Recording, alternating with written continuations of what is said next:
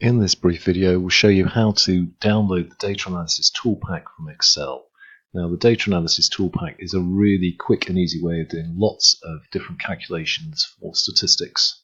So if you click on File in Excel, if I can get it to work, come down to Options, and you need to go to Add-ins,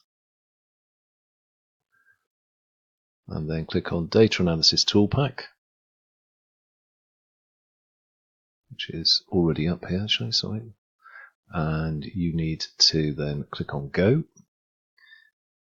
You should already have an empty box here when you first see it, but then click in Analysis Toolpack, click OK, and then if you go to Data, you'll see over here on the screen you have the Data Analysis Toolpack, which if you open, you'll see offers you various things for calculations. And if you're thinking about doing basic averages and measures of range or spread, click on Descriptive Statistics, go OK.